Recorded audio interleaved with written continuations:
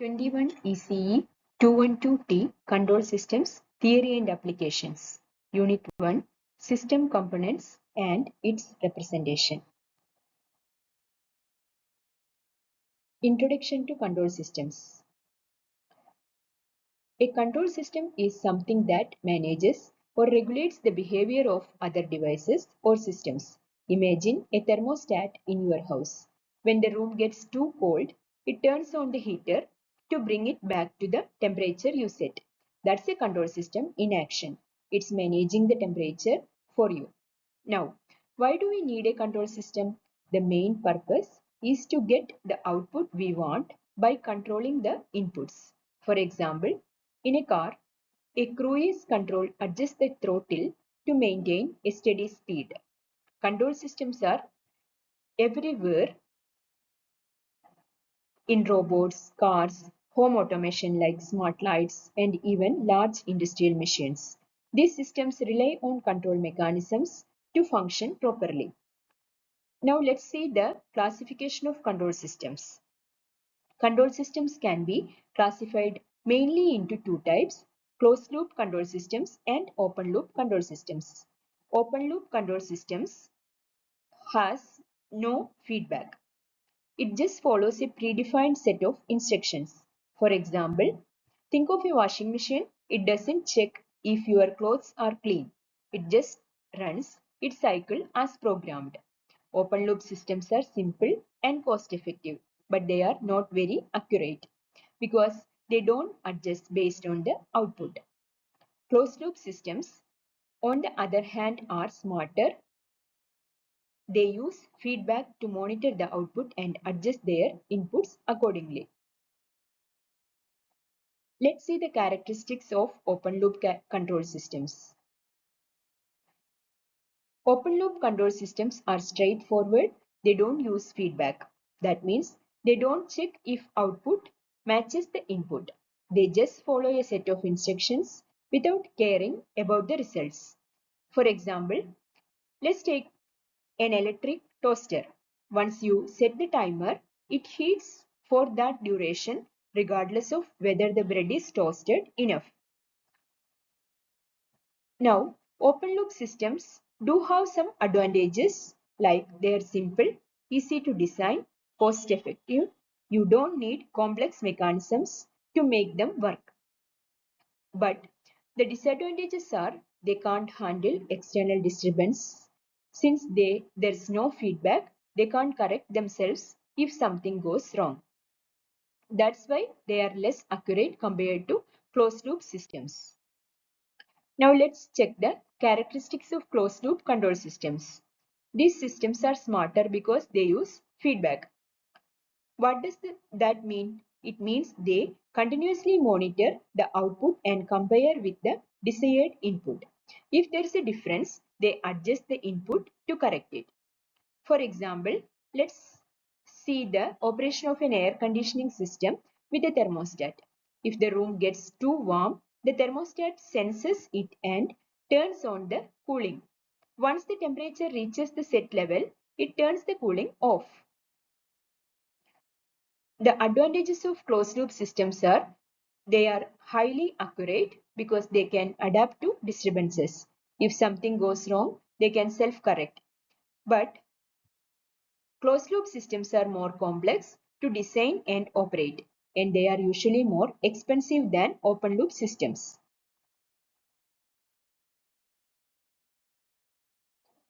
Let's see the differences between closed loop and open loop systems.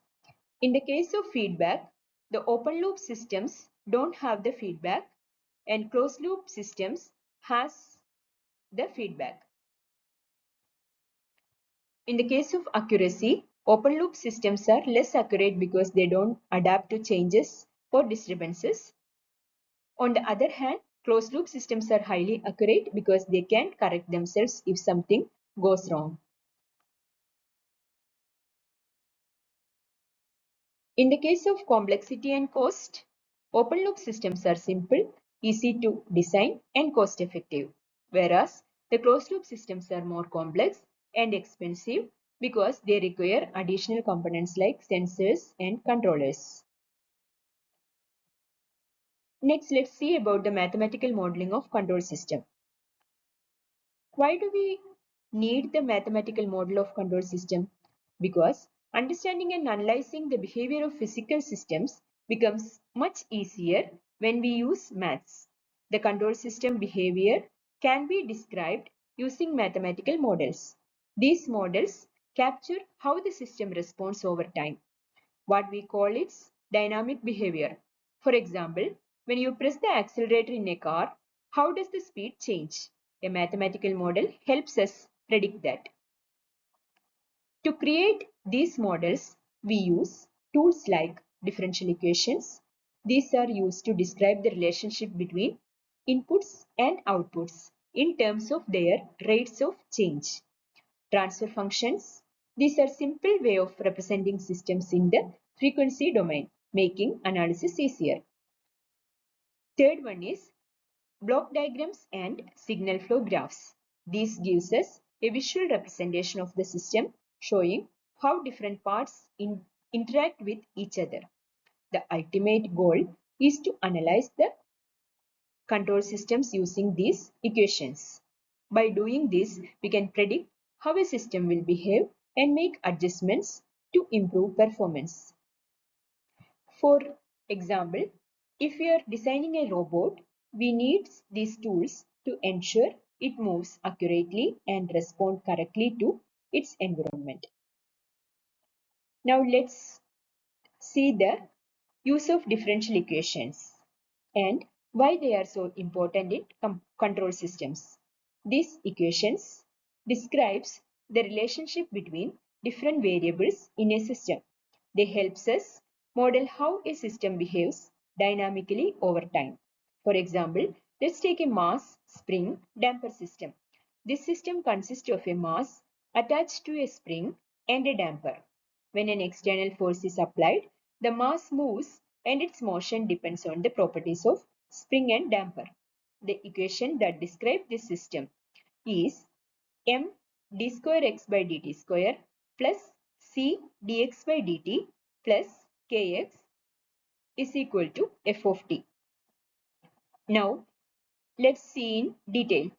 M d square x by dt square is a term represents the acceleration of a mass. Its inertia, it is the inertial force proportional to the mass m. Next is c dx by dt. This term is the damping force where resists motion and depends on the damping coefficient c and the velocity dx by dt. Kx is the term which describes spring force proportional to the displacement x and the spring constant k. F of t is the external force applied to the system. So this equation tells us how the mass moves in response to the applied force, considering the effects of inertia, damping, and the spring. These kinds of equations are crucial because they allow us to predict how a system will behave. For instance, if you apply a specific force, you can calculate the resulting motion of the mass. Next, let's see about the transfer functions. Transfer function is an essential tool for analyzing control systems. A transfer function represents the relationship between input and output of the system in Laplace domain.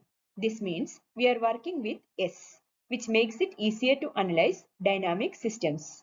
We define the transfer function as g of S equal to output in S domain divided by input in S domain. This equation tells us how the system transforms an input signal into an output signal.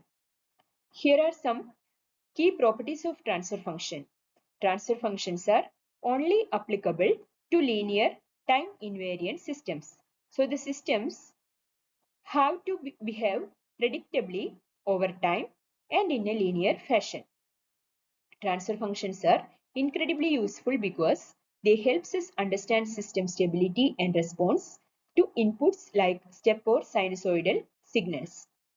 For a first order system, the transfer function is g of s equal to 1 by tau s plus 1, where tau is the time constant of the system. The equation tells us how quickly the system responds to the change in input. Transfer functions are crucial for designing and analyzing the systems. They allow us to predict how a system will behave and help us make improvements if needed. Now let's see the mechanical translational system, which involves linear motion. That means the movement will be in a straight line. These systems are everywhere from car suspension to robotic arms. To understand them, let's focus on the key elements that govern their behavior. First element is mass, represented by m. This represents inertia, which resists acceleration. The larger the mass, the harder it is to accelerate. The force acting on a mass is given by F is equal to m into d square x by dt square. Here d square x by dt square is the acceleration. Second element is damper, that is C. A damper provides resistance to velocity changes, like shock absorbers in a car.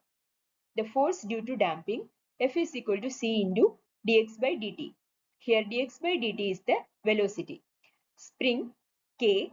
Spring stores and releases energy, exerting a force proportional to the displacement. The force exerted by a spring is F is equal to Kx, where x is displacement from the spring equilibrium position. Now let's combine these forces into a force balance equation. For a system subjected to external force F of t, the total force is sum of these three individual forces. So F of t is given by m into d square x by dt square plus c into dx by dt plus kx. This equation tells us how the system responds to an applied force. Each term, mass, damping, and spring, contributes to the system's behavior. For example, if we pull on a spring damper system attached to a mass, the spring tries to restore equilibrium, the damper resists the motion, and the mass resists the acceleration. Let's see the processes of deriving the transfer function step by step. This will help us mathematically represent how a system transforms its input into output. So first step is the define the system elements and forces. So we need to identify the key components of the system like mass, damper, and spring in a mechanical system. Then determine all the forces acting on the system. For instance, if we have inertial force from the mass, damping force, spring force, and an external applied force. Second step is to write the force balance equations. For a mechanical translational system, this means summing up all the forces and equating them to the external force applied to the system. This gives us differential equation that describes the system's dynamics. Third step is to convert the differential equations to Laplace domain. Once we have the differential equations, we use Laplace transform to convert it into Laplace domain. Because working with Laplace domain simplifies the math, especially when dealing with complex systems. Derivatives in time becomes powers of s, making the equation easier to handle. Solve for output of s by input of s. Finally, we rearrange the equation to express the transfer function as g of s equal to output in s domain divided by input in s domain. This will give us a clear representation of the system in terms of its response to any input.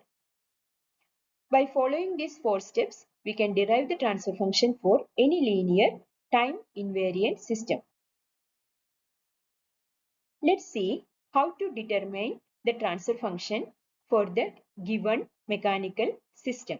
So the given mechanical system consists of mass m, spring k, and a damping of b. So first we need to write the force balance equation.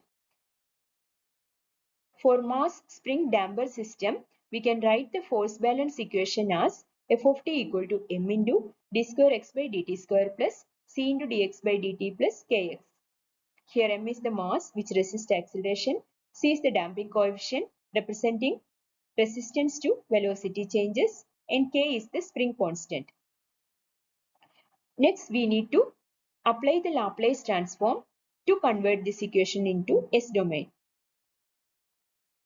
So we can write the equation as f of s equal to ms square x of s plus cs x of s plus k x of s. Here x of s represents the displacement in Laplace domain. Next, we can find out the transfer function by rearranging the equation to express the transfer function as the ratio of output by input. For this system, g of s equal to x of s by f of s is equal to 1 by ms square plus cs plus k. This transfer function shows how the input force f of s is transformed into the output displacement x of s. The denominator ms square plus cs plus k contains all system parameters and it determines the system's behavior like stability and response to inputs. Next, let's move on to the block diagram reduction to simplify the control system representation. Each block represents a part of the system. Actually, the block diagram show how signals move through a control system. In the block diagram, each block represents a part of the system. Inside the block is transfer function, which tells how that part changes the signal. The arrows in the block diagram shows the direction of the signal flow from one block to another. The purpose of block diagram is to make the system easier to understand. We can simplify the diagrams by combining blocks step by step by following the block diagram reduction rules. At the end, we get one transfer function that relates the inputs to the output. This simplification helps us analyze and design the control system more easily. The basic components of block diagrams are blocks, summing points, takeoff points, and arrows. The blocks are components of the system. For example, a block might have a transfer function like g1 of s or g2 of s, which show how that components changes the signal. Summing points are places where signals come together. They add or subtract signals algebraically. So if two signals meet at a summing point, they get combined. Takeoff points are where one signal splits and goes to different parts of the system. Arrows show the direction of the signal flow. There are different rules for block diagram reduction. The first rule is cascading connection. When two blocks are connected one after the other, this is called cascade. The overall transfer function is just the multiplication of two transfer functions. So if g1 of s and g2 of s are two transfer functions which is connected in cascade, we can get the overall transfer function g of s as g1 of s into g2 of s. Parallel connection, when two blocks are connected side by side and their outputs are added together, this is parallel connection and the total transfer function is given as g of s equal to g1 of s plus g2 of s. For the feedback loop, if it is a negative feedback loop, the overall transfer function is given as g of s equal to g1 of s divided by 1 plus g1 of s into h of s, where h of s is the feedback transfer function. This is for negative feedback. For the positive feedback, the overall transfer function is given as g of s equal to g1 of s by 1 minus g1 of s into h of s. The fourth rule is given for the moving of summing point before the block. So if we want to move the summing point before the block, as we can see in the diagram, we have a summing point after the block G. if we want to move it ahead of the block, we need to add 1 by G after the X2 signal before going to the summing point.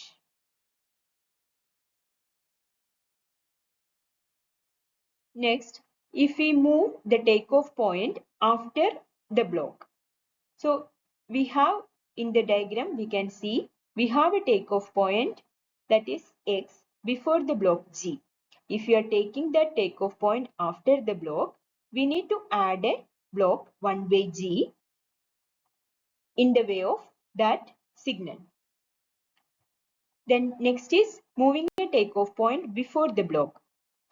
In the first diagram, we can see we have takeoff point after the blocks, that is after G we have takeoff point. So if we are moving that takeoff point before the block, we need to add a block G in the second takeoff point also. If we move the summing point after the block, in the first diagram we can see we have a summing point before the block, and if we are moving it after the block, before the summing point we need to add one G, that is one block we need to add with the transfer function G. Next, let's see an example to reduce the block diagram. So the diagram consists of G1, G2 and G3 with a feedback of H1. So we can reduce the block diagram in the following steps. First, move the branch point after G1. So we can see a branch point which is going to G3 before G1. First, we can take this point and we can make it after G1. So what will happen is we will have the block like G3 by G1. When we take the branch point after G1, we need to make it as G3 by G1. Next step is, now in the diagram we can see we got a feedback loop and we have two parallel blocks. So if we combine the feedback loop and if we combine the parallel blocks, we can get it as G1 by 1 by G1H and G3 by G1 plus G2.